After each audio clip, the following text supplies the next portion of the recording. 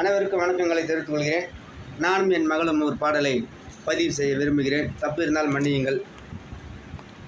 உன்னாலே என்னாலும் என் ஜீவன் வாழுதே, சொல்லாமல் உன் சுவாசம் என் மூச்சில் சேருதே, உன் கைகள் கோர்க்கும் ஓர் நொடி என் கண்களோரம் நீர் துளி, உன் மார்பில் சாய்ந்து சாக தோணுதே.